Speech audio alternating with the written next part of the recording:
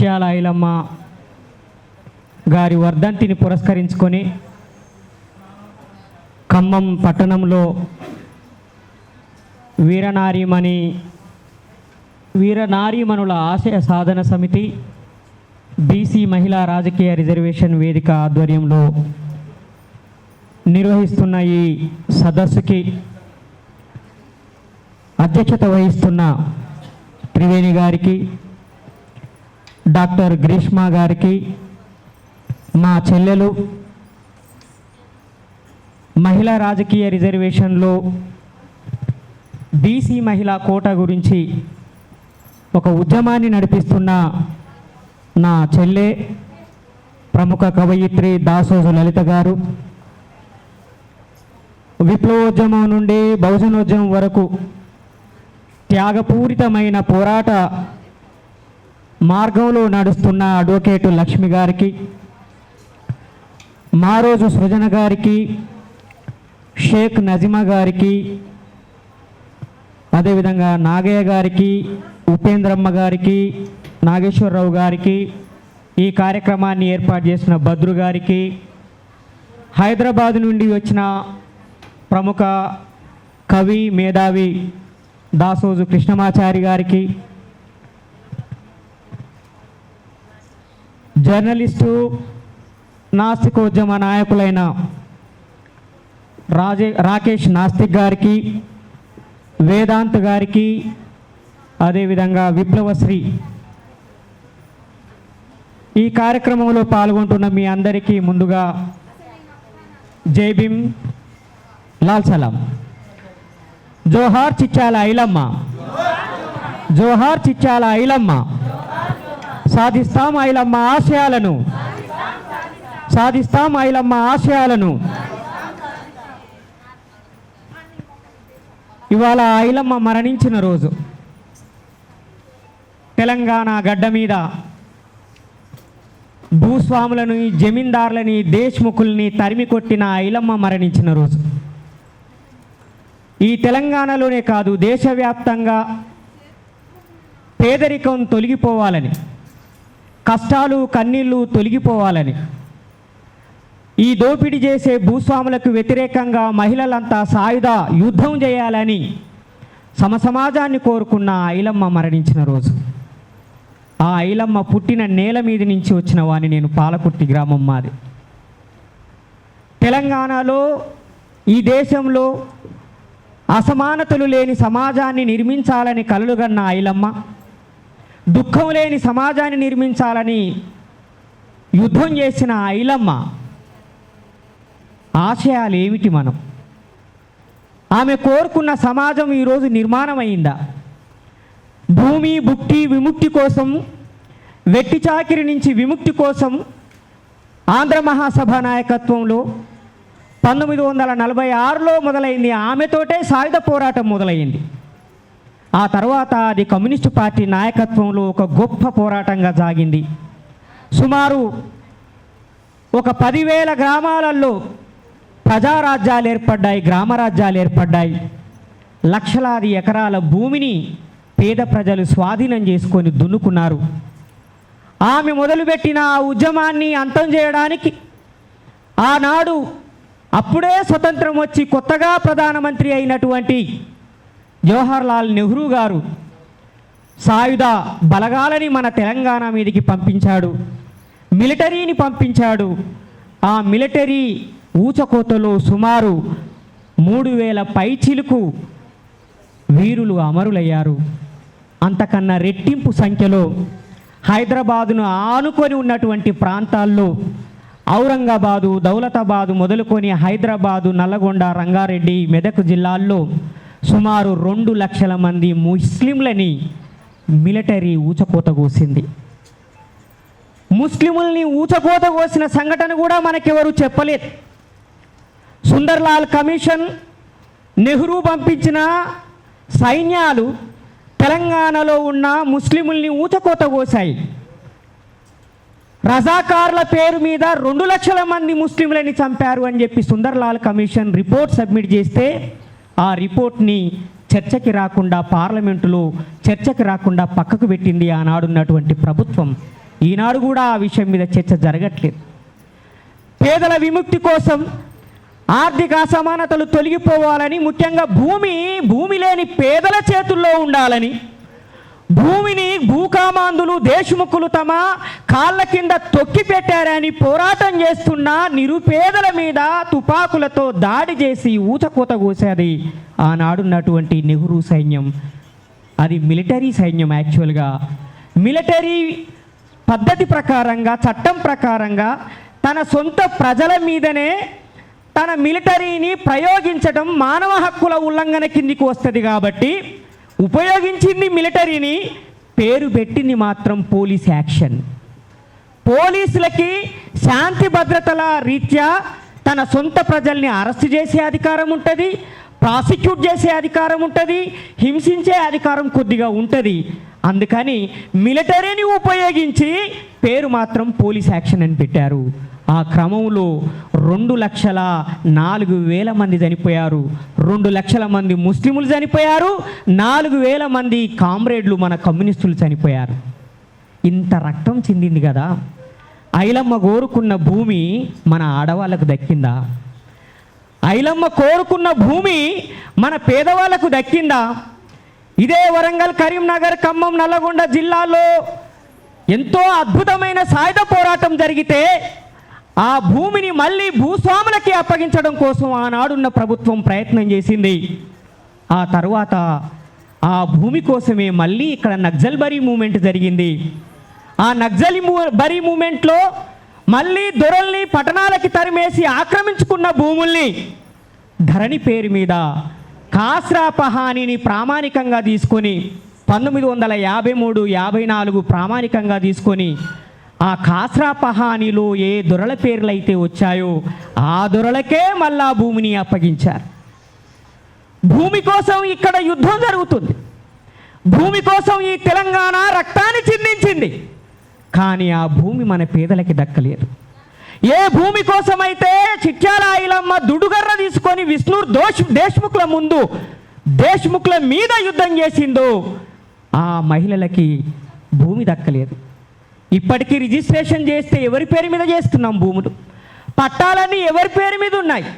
అది ఏ కులమైనా, ఏ మతమైనా, ఏ తెగ అయినా భూమిలో కొన్నా లేదా వారసత్వంగా వచ్చినా తల్లి నుంచి బిడ్డకు వచ్చిందా?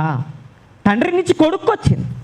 కట్నం కింద 1,00,000 10,00,000 ఇచ్చి ఆడబిడ్డను అత్తగారింటికి పంపించడమే తప్ప ఆస్తిలో సమానంగా హక్కు ఉన్నదని చట్టం ప్రకారంగానైనా ఏ తల్లిదండ్రి కూడా తన బిడ్డకి సమానమైన వాటా ఇవ్వలేదు. సమానమైన వాటా కోసం ప్రయత్నం చేసిన ఆడబిడ్డల్ని చాలామందిని హతం చేసిన సంఘటనల్ని కూడా మనం చదువుకున్నాం, చూస్తున్నాం. చిట్యాల ఐలమ్మ కోరుకున్న భూమి మనకి దక్కకపోవడానికి కారణం ఏమిటి? చిట్యాల ఐలమ్మ మహిళకి ఆత్మగౌరవం ఉండాలని కోరుకున్నది కదా. బట్టలుడదీసి బతుకమ్మ ఆడించిన చోట మాన ప్రాణాల్ని రక్షించుకోవడానికి మహిళకి ఆత్మగౌరవం ఉండాలని సాయుధ పోరాటం చేసిన చోట, మహిళకి సాయుధ పోరాటం చేసిన చోట ఆత్మగౌరవం దక్కుతున్నదా? ఉన్నదా? ఈరోజు ఎంతమంది ఆడబిడ్డల మీద అత్యాచారాలు జరుగుతున్నాయి, ఎంతమంది ఆడబిడ్డల మీద దుర్మార్గమైన వేధింపులు కొనసాగుతున్నాయి, ట్రోలింగ్లు కొనసాగుతున్నాయో మీ అందరికీ తెలుసు కదా. కాబట్టి ఆత్మగౌరవం, కనీసం గౌరవం కూడా దక్కని పరిస్థితి ఉంది. దీనికి కారణం ఏమిటి? ఆర్థిక అసమానతలు తొలగిపోలేదు, పేదరికం తొలగిపోలేదు, పైగా రోజు రోజుకి పేదరికం పెరిగిపోతూనే ఉన్నది. మన ఆడబిడ్డలకి ఎవరికి పౌష్టికాహారం లభించట్లేదు, ఎవరి మొహంలో కాంతి లేదు, ఎవరి మొహంలో బలం లేదు, ఎవరి ఒంటి మీద మంచి బట్ట లేదు, ఎవరి మెడలో కూడా రోల్డ్ గోల్డ్ తప్ప బంగారం లేదు. ఎవరి కష్టాలు చూసినా మనల్ని మనమే చూసి నవ్వుకునే పరిస్థితి ఉంది తప్ప ఇది ఒక అవమానం అని, ఇది సిస్టమేటిక్గా ఒక పద్ధతి ప్రకారంగా మన జాతుల్ని బానిసత్వంలో ఉంచడం కోసం చేస్తున్న ఒక కుట్ర అని మనం గ్రహించలేకపోతా ఉన్నాం. దీనికి అంతటికి కారణం ఏంటంటే మగవాళ్ళు ఈ దేశాన్ని పరిపాలించటం. దీనికి కారణం ఏమిటంటే మగవాళ్ళు ఆధిపత్య భావాలున్న మగవాళ్ళు, వర్గాధిపత్య భావాలున్న మగవాళ్ళు, లింగాధిపత్య భావాలున్న మగవాళ్ళు, కులాధిపత్య భావాలున్న మగవాళ్ళు భాషా ప్రాంతాధిపత్య భావాలున్న మగవాళ్ళు పరిపాలించటం మూలంగా మహిళలు ఇప్పటికీ వేధింపులకి బానిసత్వానికి గురవుతూ ఉన్నారు. ప్రతి సంవత్సరము ఈ ఉమ్మడి తెలుగు రాష్ట్రాల్లో సుమారు 50 లక్షల మంది ఆడబిడ్డలు అబ్స్కాండ్ అవుతున్నారు, కనిపించట్లేదు, అదృశ్యం అవుతున్నారు. ఎక్కడికి పోతున్నారు వాళ్ళంతా? ఏమైపోతున్నారు?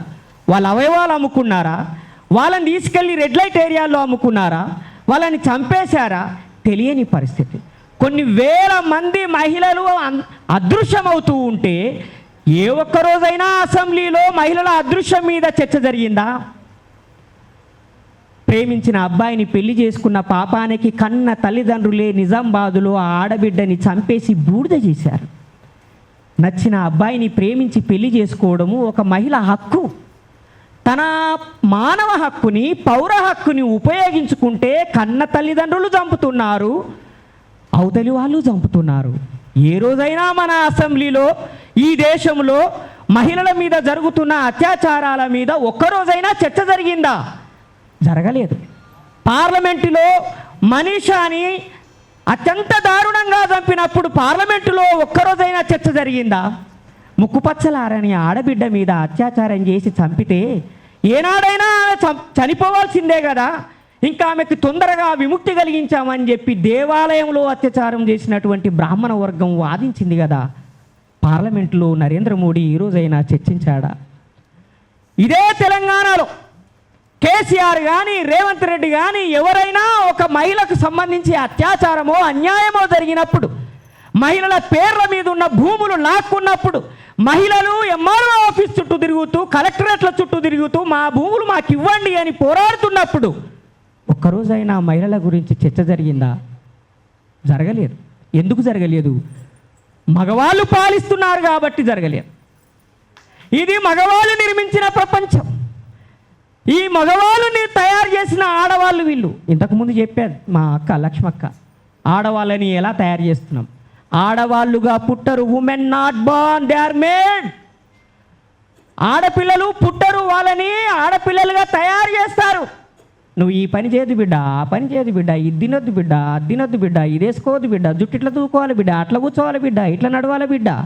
మనం కండిషన్ చేస్తున్నాం, ఆడబిడ్డని తయారు చేస్తున్నాం. ఇక్కడున్న మగవాళ్ళు వరంగల్ జిల్లాలో, ఖమ్మం జిల్లాలో ఉన్న మగవాళ్ళు ఎవరినైనా తీసుకొచ్చి కరణం మల్లేశ్వరి లిఫ్ట్ చేసినంత బరువును లిఫ్ట్ చేయమని అడుగుదామా? ఏ మగవాళ్ళైనా లేపగలుగుతారా? పీటీ ఉషతో పాటు ఏ మగవాళ్ళైనా పరిగెత్తగలుగుతారా సమానంగా? ఎందుకు? వాళ్ళకి ఫిజికల్ ట్రైనింగ్ ఇచ్చారు కాబట్టి వాళ్ళు స్ట్రాంగ్ అయ్యారు. Karate, kung fu, martial arts, weightlifting ఏదైనా సరే ఆడపిల్లలకి సమానంగా నేర్పండి. ఎక్కడైనా సరే మగవాళ్ళ కంటే బలవంతులు ఆడవాళ్ళు. చిన్న దెబ్బ తాకితే గజగజ వణికిపోయే మగోళ్ళు ఆడపిల్లను మగపిల్లను కనటానికి పడే నొప్పులు, ఆపరేషన్ అయినప్పుడు ఆ నెల రోజులు పడ్డ నొప్పులు ఏ మగోడైనా భరించగలుగుతాడా? భూమాత, నేల తల్లి, భూమాత అన్నా నేల తల్లి అన్నా భూమి లేకుండా చేసిర్రు ఆడబిడ్డలకి. కాబట్టి ఆడవాళ్ళు పుట్టరు, తయారు చేయబడతారు. ఎందుకు? ఇది మేల్ డామినేటెడ్ వరల్డ్. ఈ ప్రపంచాన్ని మగవాళ్ళు నిర్మించారు, ఈ భాష మగవాళ్ళు నిర్మించారు, ఈ కల్చర్ని మగవాళ్ళు నిర్మించారు. అందుకే మన ఆడవాళ్ళకి, మన బిడ్డలకి ఎవరికి కూడా ఆత్మవిశ్వాసం లేదు, మొహంలో కళ లేదు. మొగడొదిలేస్తే దిక్కులేని ఆడవాళ్ళుగా దీనావస్థలో బతుకుతున్నటువంటి ఆడవాళ్ళని కోట్ల మందిని చూశాను. కానీ ఒకే ఒక్క రాష్ట్రము ఎక్కడైతే ఆడవాళ్ళు ఆత్మగౌరవంతో, మొహం నిండా ఆత్మవిశ్వాసంతో బతికారో తెలుసా మీకు? బతుకుతున్నారో తెలుసా? అది మిజోరాం. మిజోరాం రాష్ట్రంలో ప్రతి ఆడబిడ్డ చాలా అద్భుతమైన కాన్ఫిడెన్స్ తోటి ఉంటుంది. కారణం ఏంటంటే పెళ్ళైతే ఆ బిడ్డ అత్తగారింటికి పోదు, మొగడే తన తల్లిగారింటికి వస్తాడు. ఆస్తి తల్లి నుంచి బిడ్డకు వస్తుంది.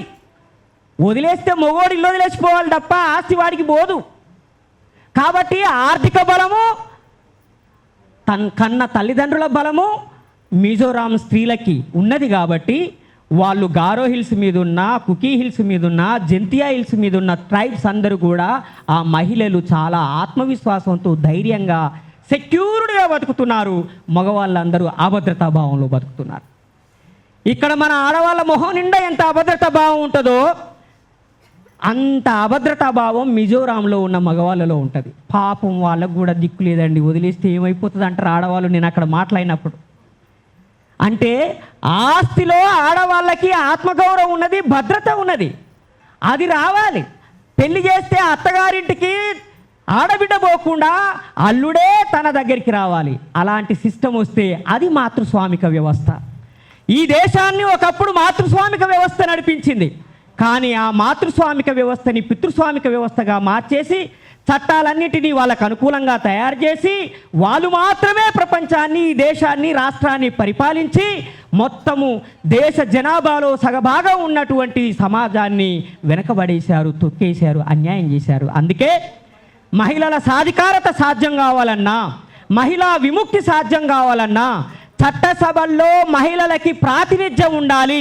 వాళ్ళు ఎమ్మెల్యేలు కావాలి, ఎంపీలు కావాలి, లోకల్ బాడీ ఎలక్షన్స్లో సర్పంచులు కావాలి, ఎంపీటీసీలు కావాలి, జెడ్పీటీసీలు కావాలి, ఉప సర్పంచులు కావాలి అన్న డిమాండ్ ముందుకొచ్చింది.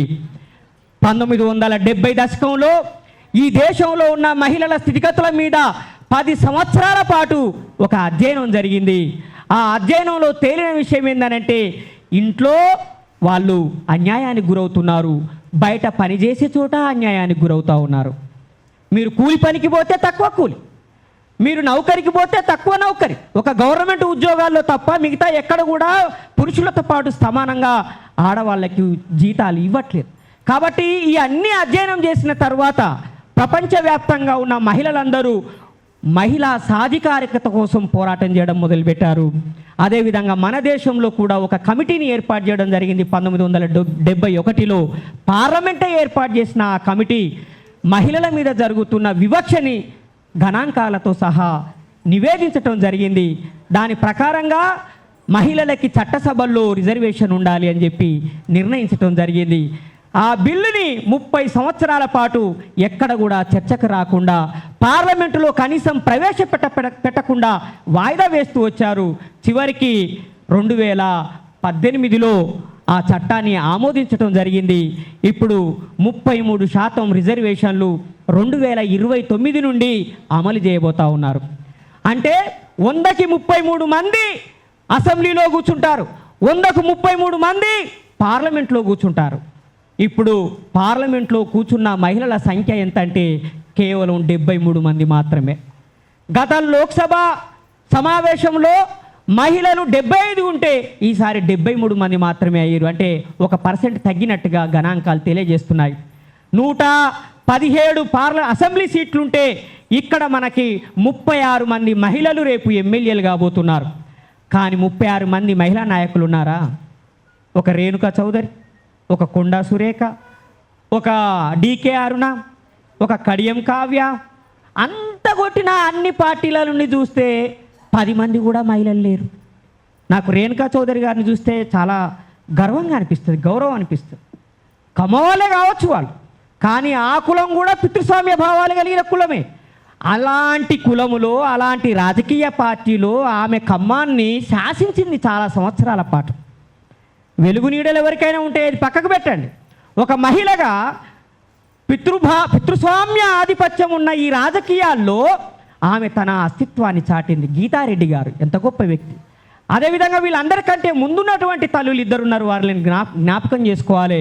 ఒక తల్లి ఈశ్వరమ్మ, ఇంకొక తల్లి సదాలక్ష్మమ్మ. వీళ్ళిద్దరూ స్వతంత్రం వచ్చిన కొత్తల్లో అసెంబ్లీ ఏర్పడితే వాళ్ళు ఎమ్మెల్యేలైన వాళ్ళు. అంతేకాదు సదాలక్ష్మమ్మ ఎండోమెంట్ మినిస్టర్ అయ్యి దేవాదాయ శాఖలో ఎస్సీ ఎస్టీ బీసీలకి రిజర్వేషన్లు తీసుకొచ్చిన మొట్టమొదటి మినిస్టరు సదాలక్ష్మమ్మ. మామూలు విషయం కాదు. దళిత కులములో పుట్టి రాజకీయాలు చేసి మంత్రి కావడం అనేది మామూలు విషయం కాదు. పైగా గొప్ప ఆత్మగౌరవం కలిగినటువంటి తల్లి. మీకు ఒక ఉదాహరణ చెప్పి ఆమె ఎంత గొప్పదో చెప్తాను. నాగార్జున సాగర్ ప్రాజెక్టు ఆవిష్కరించడానికి నెహ్రూ గారు వచ్చారు. అప్పుడు ఈవిడ మినిస్టర్గా ఉన్నారు.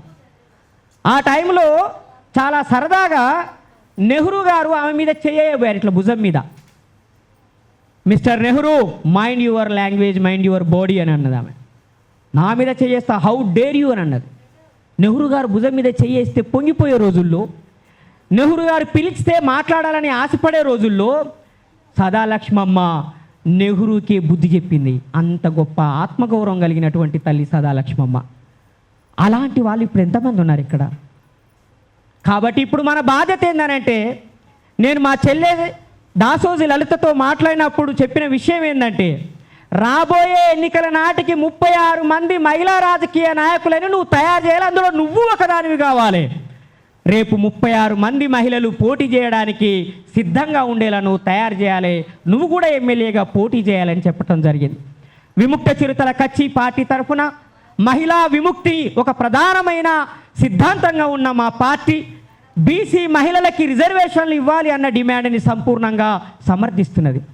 మహిళా రిజర్వేషన్ల పేరు మీద మళ్ళీ అగ్రకుల మహిళలకే ఆ రిజర్వేషన్ దక్కేలా చేస్తే సమాజంలో రాజ్యాంగం ఆశించిన మార్పు రాదు, బాబాసాహెబ్ అంబేద్కర్ ఆశించినటువంటి మార్పు రాదు. అగ్రకుల మగవాళ్ళు పోయి అగ్రకుల ఆడవాళ్లే అసెంబ్లీని పార్లమెంటుని ఆక్రమించితే మార్పు వస్తుందా? రాదు. అది సామాజిక ప్రజాస్వామ్యమా? కాదు. సామాజిక ప్రజాస్వామ్యం రావాలంటే, రాజకీయ ప్రజాస్వామ్యం రావాలంటే ప్రతి కులము ఆ కులంలో ఉన్న మహిళ తప్పకుండా అసెంబ్లీలో పార్లమెంటులో అడుగు పెట్టాల్సిన అవసరం ఉన్నది. చట్టసభల్లోకి ప్రవేశించాల్సినటువంటి అవసరం ఉన్నది. కాబట్టి ఆ మహిళలకి విముక్తి జరగాలంటే, రాజకీయ విముక్తి జరగాలంటే ముందు అవగాహన కల్పించాల్సిన అవసరం ఉంది. రాజకీయాలు మగవాళ్ళ కార్యక్షేత్రం కాదు. ఆడవాళ్ళంటే ఇంట్లో కూరగాయలు ఉన్నాయా లేవా, బియ్యం ఉన్నదా లేదా, పిల్లలకి బట్టలు ఉన్నాయా లేదా అని చూసుకోవడం కాదు. ఆడవాళ్ళు కిచెన్ రూముల్లో రాజకీయాలు చర్చించే రోజు రావాలన్నాడు మాన్యవర్ కాన్షీరామ్. ఆడవాళ్ళు ప్రతి ఇంట్లో రాజకీయాలు చర్చించే రోజులు రావాలి. ఇద్దరు ఆడవాళ్ళు ఎదురైతే బాధలు చెప్పుకోవడం కాదు, రాజకీయాలు మాట్లాడే రోజు రావాలి. ఇద్దరు ఆడవాళ్ళు ఎదురైతే బంగారం గురించి మాట్లాడుకోవడం కాదు, బంగారు భవిష్యత్తును నిర్మించే అసెంబ్లీని ఆక్రమించుకునే రోజులు రావాలి, చర్చించుకునే రోజులు రావాలి. అంటే మన డైలాగ్ మారాలి, మన మాట మారాలి, మన చర్చ మారాలి, మన ఆలోచన మారాలి. ఇప్పటిదాకా మా లక్ష్మక్క చెప్పినట్టు మన మనసులో తిష్ట వేసుకొని కూర్చున్న మరువును తొలగించకుండా మన మార్పు సాధ్యం కాదు. మన జీవితాలు మారవు. మన జీవితం కేవలం మన కోసం కాదు, మన భావి తరాల కోసం, మన బిడ్డల కోసం, మన కొడుకుల కోసం, రాబోయే తరాల్ని నిర్మించడం కోసం. మా అంటే ఇంకో 50 ఏళ్ళు బతికి చస్తాం మనం, దానికోసమా మనం ఆలోచించేది కాదు. ఈ దేశం, ఈ సమాజం అసమానతలు లేని సమాజంగా బతకాలి. మనవాళ్ళు, మునిమనవాళ్ళు, మన బిడ్డలు కష్టం లేని జీవితాలు బతకాలి. ఈ నేల మనది, ఈ భూమి మనది, ఈ అధికారం మనది. ఈ రాజ్యాంగాన్ని బాబాసాహెబ్ అంబేద్కర్ రాసిందే మన కోసం. నా బిడ్డలు, నా పిల్లలు చనిపోవడమే మంచిదయ్యింది, నేను ఇంకా నా దేశానికి ఎక్కువ సేవ చేయగలుగుతున్నాను అన్నాడు బాబాసాహెబ్ అంబేద్కర్. నువ్వు అనగలవా? బిడ్డకి కడుపు నొప్పి లేస్తే విలవిల్లాడే తల్లులు కదా మనము.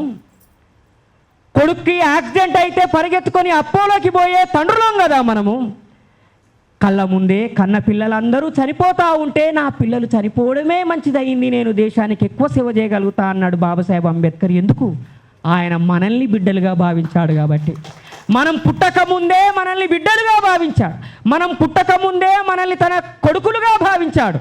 ఈ దేశాన్ని తన కుటుంబంగా భావించి ఈ దేశం కోసం సర్వం త్యాగం చేసి భార్యని, పిల్లల్ని అన్నిటినీ కోల్పోయి రాజ్యాంగాన్ని రాస్తే, ఆ రాజ్యాంగం అనే సింహాసనం మీద, ఆ రాజ్యాంగం అనే అధికార పీఠం మీద అగ్రకుల మగవాళ్ళు కూర్చొని బహుజన ఆడవాళ్ళని, బహుజన మగవాళ్ళని, బహుజన జాతుల్ని సర్వనాశనం చేశారు.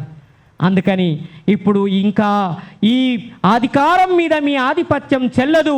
మా వాటా మాకు కావాలి, మా దళిత మహిళ వాటా మాకు కావాలి, మా గిరిజన మహిళా వాటా మాకు కావాలి, మా ముస్లిం మహిళా వాటా మాకు కావాలి, మా బీసీ మహిళా వాటా మాకు కావాలి అని ఈ సబ్బండ బహుజన లోకము నినదించి పోరాడి సాధించుకోవాల్సిన సమయం ఆసన్నమైనది. ఎన్నో ఏళ్ళు గతించిపోయాయి, అయినా మన జీవితంలో మార్పు రాలేదు. మన జీవితాన్ని మార్చే అధికారము మనము దేవుడికి అప్పగించాము, దేవుడు మార్చలేదు. మన జీవితాల్ని మార్చే అధికారము అగ్రకులాలకు అప్పగించాము, వాళ్ళు మార్చలేదు. మన జీవితాల్ని మార్చే అధికారము రాజకీయ పార్టీలకి అప్పగించాము, వాళ్ళు మార్చలేదు. మరి ఎవరు మార్చుకోవాలి? మన జీవితాల్ని మనమే మార్చుకోవాలి. మన జీవితాల్ని మార్చుకునే అవకాశం భారత రాజ్యాంగం ద్వారా బాబాసాహెబ్ అంబేద్కర్ ఇచ్చిండు. ఆ రాజ్యాంగ హక్కు రిజర్వేషన్, ఆ రిజర్వేషన్ బీసీ రిజర్వేషన్గా మారాలి. బీసీ మహిళా రిజర్వేషన్లకి మనం అందరము కష్టపడి పనిచేయాలి. ఊరూరా ఈ నినాదాన్ని తీసుకుపోవాలి. పల్లె పల్లెకి మండలానికి మనము సదస్సుల రూపంలో తీసుకుపోయి అవగాహన కలిగించాలి. ఆ క్రమంలో బీసీ మహిళా రాజకీయ సాధన వేదిక, అదేవిధంగా వీరాది వీరుల పేరు మీద, వీరనారీమణుల పేరు మీద ఆర్గనైజేషన్ పెట్టుకున్న మీరు తప్పకుండా కలిసి పనిచేయాలని కోరుతూ, విముక్త చిరుతల కచ్చి తెలంగాణ రాష్ట్రంలో మీరు నిర్వహించే ఈ ఉద్యమానికి సంపూర్ణ సహకారం, సంపూర్ణ మద్దతుని ప్రకటిస్తున్నది. నిత్యము మీతోటి కలిసి నడుస్తుందని తెలియజేస్తూ, ఈ కార్యక్రమానికి నన్ను ఆహ్వానించిన మా చెల్లె దాసోజు లలితకి, కార్యక్రమాన్ని నిర్వహించిన భద్రుకి, మిగతా మిత్రులకి అందరికీ పేరు పేరున విప్లవ జైభీములు తెలియజేస్తూ ముగిస్తున్నాను. జోహార్ చిట్యాల ఐలమ్మ, జోహార్ చిట్యాల ఐలమ్మ, జోహార్ ఆరుట్ల కమలమ్మ, జోహార్ ఆరుట్ల కమలమ్మ, జోహార్ అమ్మ రమాబాయి, జోహార్ అమ్మ సావిత్రిబాయి. జై భీమ్, జై భీమ్, జై భీమ్.